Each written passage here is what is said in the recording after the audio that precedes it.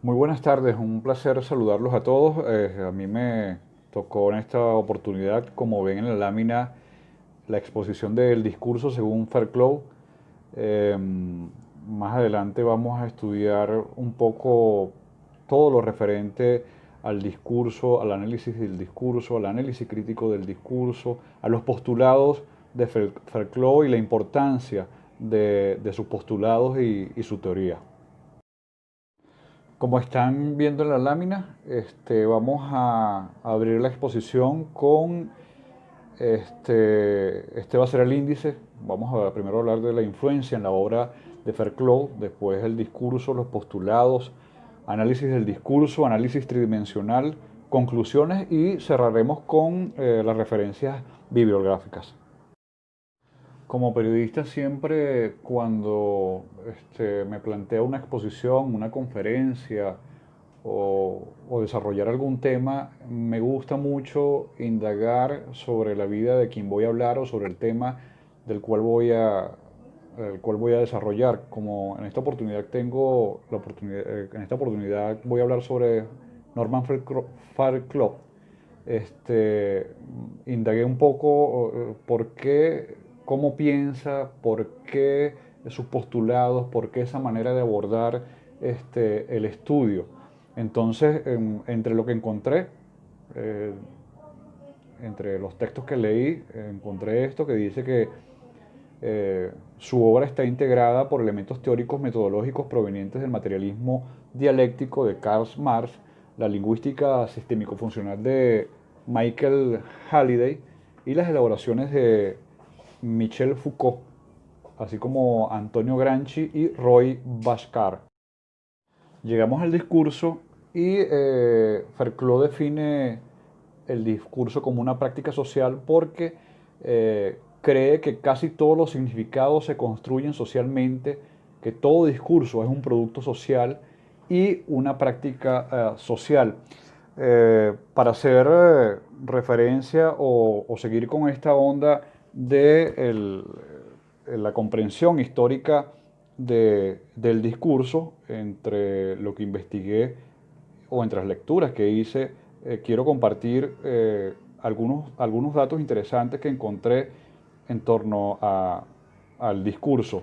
Algunos teóricos dicen que se trata de un campo académico heterogéneo e interdisciplinar que empieza a gestarse en forma paralela en diferentes disciplinas desde mediados de los años 60, que adquiere una progresiva institucionalización a través de revistas, congresos, cursos de formación, núcleos de investigación, manuales. Y a partir de los 80, cuyo principal interés es el estudio empírico de los usos del lenguaje hablado o escrito en sus contextos macro y micro, sociales y específicos, según lo que dicen o reflejan algunos autores como Calzamiglia y Toussaint.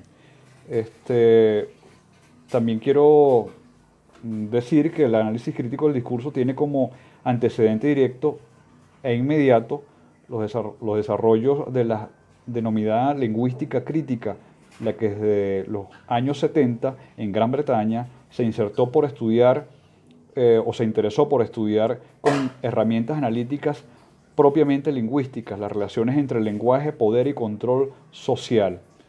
En términos más amplios, el análisis crítico del discurso tiene sus raíces y se nutre del desarrollo denominado marxismo occidental, que lo decíamos este, minutos atrás o unas láminas atrás, y es que a lo largo del siglo XX, con Krasmi al marxismo cultural inglés, pasando por los trabajos de las distintas generaciones de la Escuela de Frankfurt y de Althusser, destacó también la centralidad de la cultura y las formas simbólicas en los procesos de dominación característicos de las sociedades capitalistas, así como en las posibilidades de subvertir y resistir dichas relaciones de poder. En el material en uno de los materiales que leí, dice que eh, sin embargo, como REC y como campo de investigación articulado y relativamente institucionalizado en torno a la etiqueta de análisis crítico del discurso, perspectiva del análisis crítico del discurso es más bien reciente. Como señala Ruth Wodak, es a inicios de los años 90 cuando surge el análisis crítico del discurso como tal, a partir de un simposio realizado en Ámsterdam en el que participaron Ten van Dijk, Norman Fairclough, Guten Gress y Lewin y Ruth Wodak. Son los principales autores de que surja esta etiqueta de análisis crítico del discurso, porque antes era solo análisis del discurso. Y visto el discurso, llegamos a los postulados.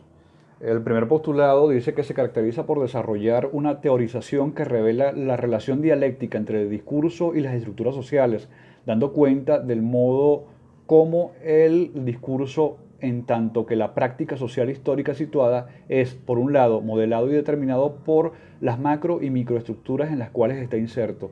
¿Qué quiere decir esto? Que el discurso nos moldea, el discurso nos dicta cuáles son las conductas o las pautas sociales en estructuras. Las micro las veo, por ejemplo, en la familia como institución. Dentro del hogar tenemos unas normas, tenemos e incluso nos enseñan una ideología y nos enseñan patrones de conducta, cómo debemos comportarnos en sociedad, cómo debemos ver los hechos y situaciones desde nuestro fuero interno. Y desde el punto de vista macro, veo es las instituciones del Estado, es decir, un poco lo que decía Althusser, lo que es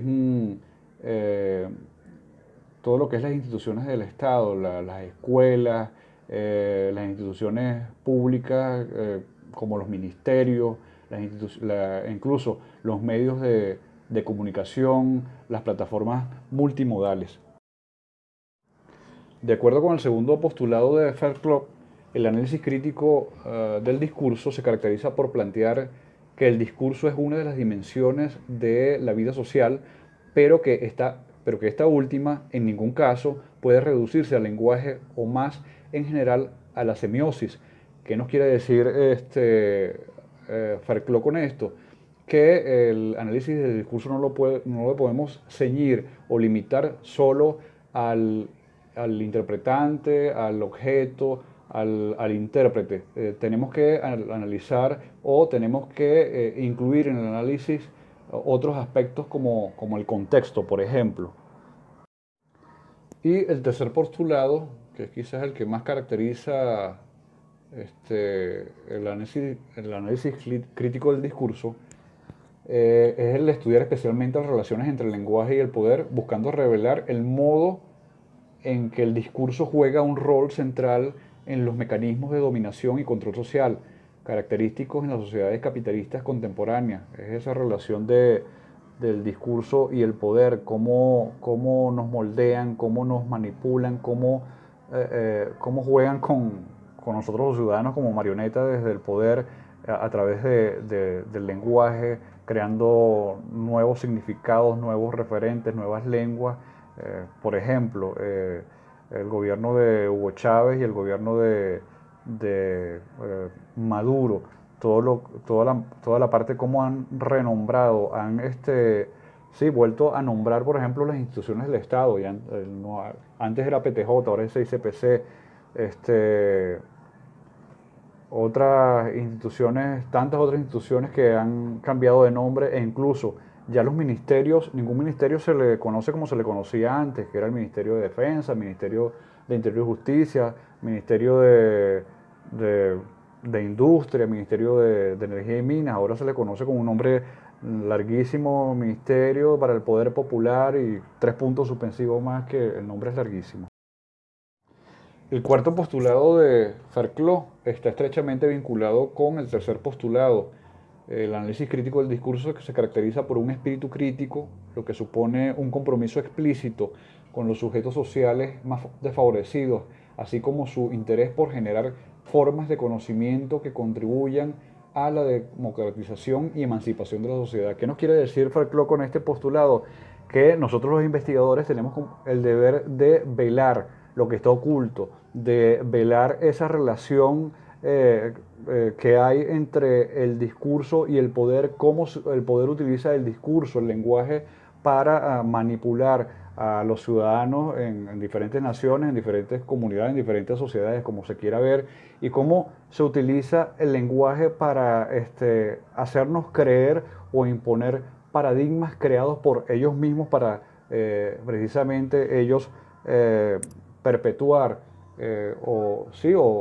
perpetuar ese status quo en el que se encuentra el poder.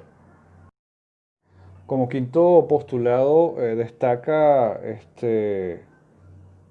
la importancia de la transversalidad de algunas disciplinas en relación con el análisis crítico del discurso.